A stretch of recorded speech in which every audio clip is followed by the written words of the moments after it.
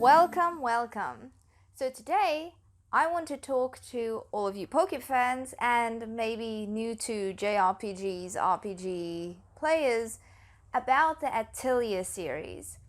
As a Pokemon fan, I didn't delve into RPGs or JRPGs growing up as much. I kind of really just stuck to Pokemon and then some action or adventure games or puzzle platformers and fighting games. And I found that learning curve to get into JRPGs a lot harder than I thought it would be. I think a lot of that is that false sense of security of, well, Pokemon's an RPG. It comes from Japan. Surely it works the same as all JRPGs. Wrong. That is not the case. In fact, there is quite a learning curve when going from Pokemon to a lot of other games.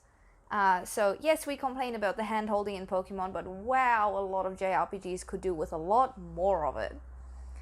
Okay, so on the Switch, because that's sort of specifically what I want to talk about, we have a bunch of Atelier games on the Switch. Now, the Atelier series has been going since the 90s, but only been localized on like PS3 and Vita for only a couple of years. And my Atelier journey started a while ago when the Arland Atelier games were released on Switch. I was interested in the last mystery trilogy game, Lydian's Well. I saw a cover of it in the store and I was slightly intrigued by it, and then a friend of mine said, why don't you just wait, because there's like a whole trilogy pack with like 3 games. And then I emailed Koei Tecmo and they sent me a review code for all 3 games, which I've written about at various points in my channel history, but not so much spoken to you about it from that perspective of coming from a Pokemon trainer to an Alchemist user. So a lot of people ask, where should you start on your Atelier journey? And that's especially relevant because Atelier Ryza 2 just released on the Switch, well, this morning, in Australia at least, a few days ago in the rest of the world. So the best answer to that is, it depends on which aspect of the Atelier series is what is getting you interested to play it, and 2, probably what everyone's playing right now. Generally, the Atelier games are sorted by series. So you have the Arland series that released, the Dusk series, which is also a trilogy that was ported, and then now we have the 2 Ryza games. But the answer to which one you should play first is very much anywhere. Yes, if you play like the middle Arland game, which is where I started, there are some characters from the previous games, but unless you're really interested in why that character is there, often the continuity isn't quite there, which I guess is a drawback because you don't kind of feel like the one follows on the other one. But you do have that sense of familiarity when you meet a character that you've encountered in a previous game. So honestly, pick a storyline that you like, maybe watch 1 or 2 reviews, because the gameplay is turn-based, the actual battle mechanic, but there's always a slight tweak here and there. When Ryza was released, although I liked the graphics and everything, I was a bit hesitant to pick it up because a lot of what confused me when I started the Atelier series, which is what this video is about, seemed to also happen in Ryza, where they changed a few of the battle mechanics, and a lot of people said that was a bit of a learning curve. And I'd already experienced enough learning curves in the Atelier series to deal with that. So I didn't pick up Ryza, so I can't really talk much about it. And Ryza 2 is the first game that has like a 2 next to it, meaning that it's probably more of a direct sequel. Although, my opinion is, if you are hyped about these games, just buy Ryza 2 and see if you like it, because you can always go back and see it like a prequel story. And it's sometimes nice to like get in the hype with the community.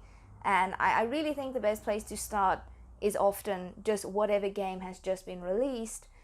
If you don't want to spend that money now on a new game, maybe in a few weeks there are specials going for the Atelier series, then I recommend rather going to some of the older games and seeing like if it's for you. Different to Pokemon though, I think that they change it up enough that it's not like, oh, I've played Fire Red, therefore I will like Diamond and Pearl. Like, that's kind of the thing with Pokemon. The formula very much repeats itself, only with slight differences. And yeah, Alola did the trial captain thing, but whoa, it was still the same concept.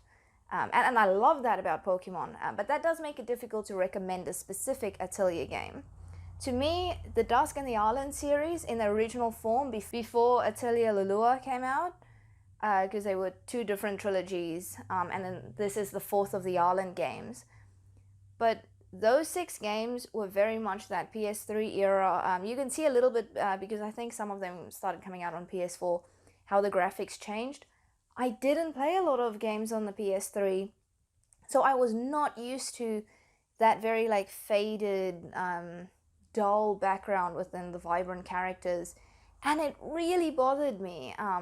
I don't know why. Like, I play Pokemon, graphics is really not on the like top tier priority, but realizing what it means to have that PlayStation style of gaming, at least 2 generations ago, was quite a difference. Now let's get into how my journey started. I started with Atelier Totori, which the reason I started with the second game was the plot was the one that intrigued me the most, but it was such a mess. So yeah, spoilers. This is not an indication of the game. This is just coming from playing Pokemon, and actually a little bit before that I played, I think Octopath Traveler. I'm now a bit unsure about the timeline with that, and that was fine. But then playing Totori, it felt so unfamiliar. I didn't know what was going on. Even though they explained the alchemy, I didn't quite understand what the levels of each aspect was. Because there's basically, you're an alchemist in a town, and like in all the games this is, you gather materials, you want to progress the main storyline, you travel to different places to collect the material, you fight little monsters on the way, you assemble a party to help you fight these monsters, to get better materials, turn-based combat, and the visual novel style of the rest of the game, which was also very unfamiliar to me.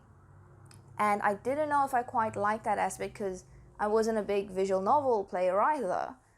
So it was hard to get used to there being like beautiful like anime pictures, like only with slight animations and script at the bottom, or sometimes when I switched to the English dub, which was actually done quite well, from that, and then walking around in the town and exploring. So it was a bit odd. Then I decided, okay, well, maybe they fixed a lot of, like the turn-based combat, that I was all over because Pokemon, but the alchemy really threw me off. So I was like, okay, well, maybe they fixed this in the sequel, because usually these things kind of progress over time. So I played Meru. I wasn't that keen to play that one because there was so much pink. Like, why? So much pink. But then I enjoyed the gameplay of that a lot more. It was definitely more refined. The storyline was pretty okay, but it bothered me even more how bright the colors were in the forefront, like the characters, and how dull the backgrounds were. So I decided, okay, maybe this series just isn't for me, but I guess I'll give another game a shot.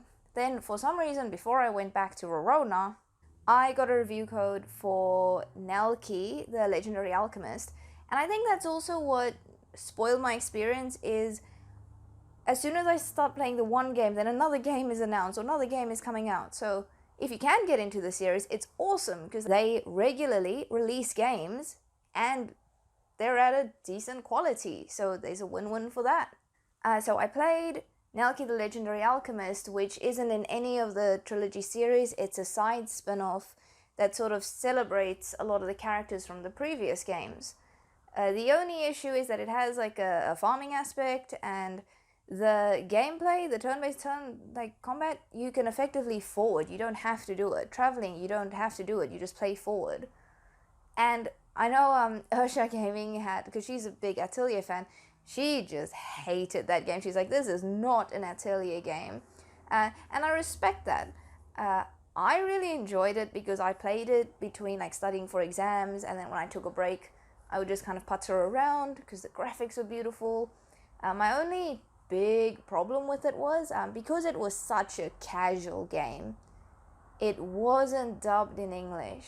And I love Japanese voice acting, but it's that game that I would have liked to just kind of play and not need to think about like reading. And it's not about the reading even, it's like maybe I could like watch a show and then also play that and kind of, you know, level up my town and go and explore for better like materials to like build a post office or something in the town.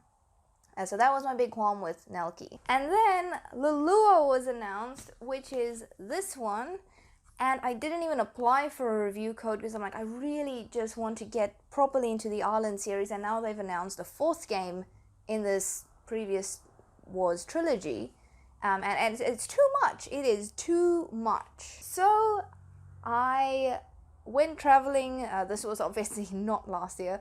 But I went traveling and I was like, okay, I'm gonna play Rorona. It's the first game. It's probably going to be even worse than tutorial explaining things, and the graphics are probably gonna be worse.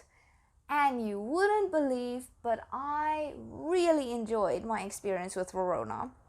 I think because it was distinctively an older game, it had a lot of emphasis on the visual novel aspect, and the dialogue was funny, the dub was well done. I think I actually played most of it in Japanese anyway, but I think because it was more distinctively that, rather than like by the time we got to Meru, it was this kind of hybrid between you walking around in like, you know, third person aspect to going visual novel style, and I just did not like that.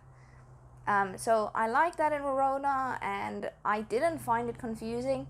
I should say though, some of the Atelier games have a time-based system. That's not the case in Ryza or Ryza 2, if those are the games you're interested in. But my issue with that was I didn't actually play that far into the game where time started becoming an issue. So I enjoyed my Rorona experience, but I also see why the timing thing would be an issue. And that's what started warming me up to the series, and also it made me really keen to play more JRPGs, honestly, so I can have a better perspective. And I spoke about this on my previous video, so go check that out after this, which is having more experience with different games, especially that is also, you know, made in Japan and has that roleplay element to it, to be able to have a better opinion on what I think is realistic for Pokemon to achieve going forward. Because I don't want to have these ridiculous expectations, but I don't want to have too low expectations of the franchise either. So this year I want to get more into exploring those different games and franchises that are way less popular outside of Japan, at least, than Pokemon. So if they do a lot of things better than Pokemon, maybe that's where the problem lies. So, my favorite game of the series is actually Atelier Lua. When I originally wrote a lot of my initial opinions and sort of some objective comments about the original trilogy, and then I got a hard copy of Lua, I was like, oh, everything I just said, discounted, because they fixed it in Lulua. Lulua has a lot more of a blend between the characters and the environment.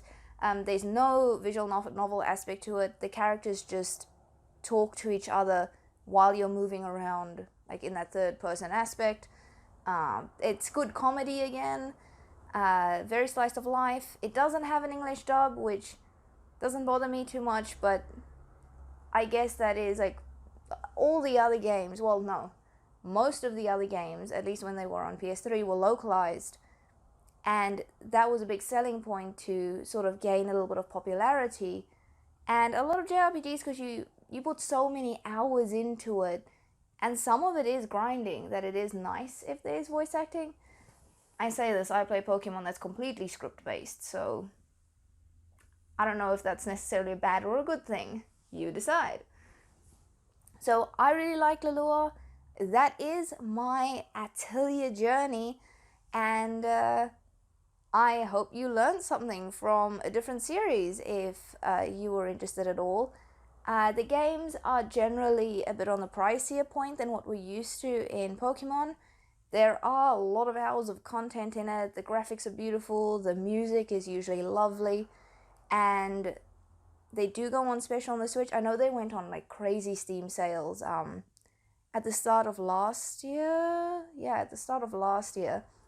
So I think they're worth checking out, and yeah, I hope that was a helpful discussion, informative topic that you enjoyed. Please make sure to go watch some of my other latest videos. My latest video was about what I hope to do Pokemon-wise this year, and that's not to do with the channel, that's just what cool Pokemon stuff there is that I would like to explore and do this year. So make sure to check that out. Thank you so much for watching, and let the battle for the Crystal Badge begin.